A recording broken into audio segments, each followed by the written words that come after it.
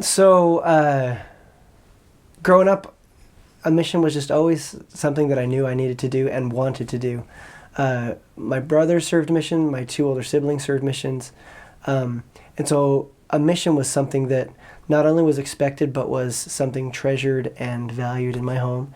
And so I got super excited when we got to read the letters, and no emails back in those days. And, talk to them on Christmas and hear the ways that they would change. And they were still my siblings, but they would come home from this 2-year and 18-month experience and be so much cooler and so much better and have grown so much. And so one of the coolest ways that I prepared for a mission, I feel like, was by learning from my siblings, seeing how much you grew while you served a mission. And that prompted me and made it so that I wanted to prepare, wanted to read the scriptures, wanted to have my own testimony, because I wanted to have that kind of experience, that kind of growing couple of years. And so seeing that example from them really helped push me to better prepare myself personally to serve. Before I served my mission, in high school, kind of during that time of life, I started to become really involved with music.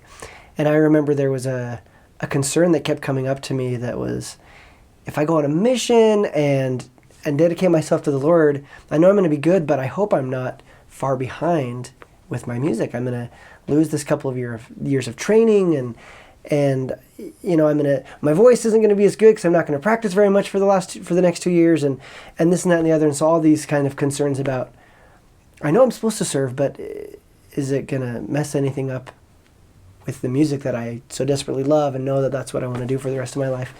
And I remember I got a blessing from my dad about it. And I truthfully don't remember anything he said in the blessing, but I remember feeling great, feeling super peaceful after.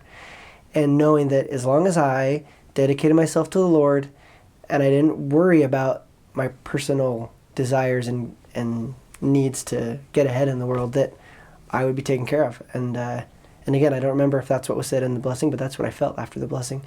And it's so cool to me now, looking back, to see that it couldn't have been more true, that I've gotten to do some of the most amazing things I ever could have dreamed of with music just in these last few years. And I really do think it's because I decided to give my 2 years to the Lord and dedicate and not worry about my personal pursuits, but because I gave him that time, he's blessed me since then. And it's interesting, too, that I was able to use music while I served in very, very subtle but impactful and meaningful ways.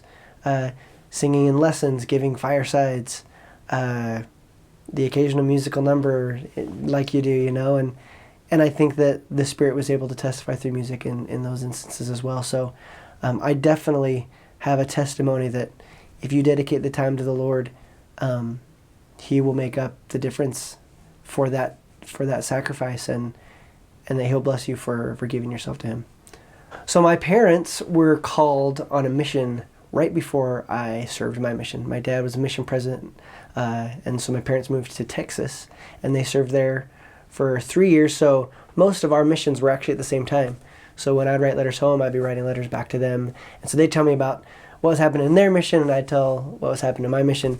But for about 6 months prior to my mission, I went to Texas and lived off and on there in the mission home with them and my little sister.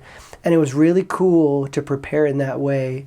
I'd go out with the missionaries occasionally. I would preach my gospel. Preach my gospel was super new at the time. This was kind of when it was first coming out. And I remember my dad telling me, you're going to get this really cool book in the MTC. It's going to totally change missionary work, and this is what it is. And he'd kind of show me. And but it was cool that was an opportunity that I had before my mission to kind of go live in a mission.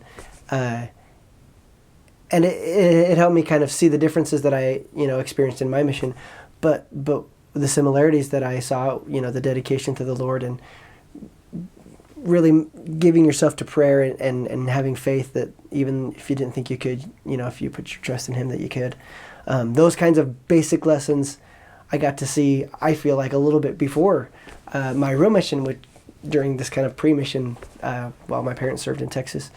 And that was a really cool way for me personally that I got to prepare, was by being out in a mission field and then immediately kind of jumping into my own mission experience. So that was kind of fun.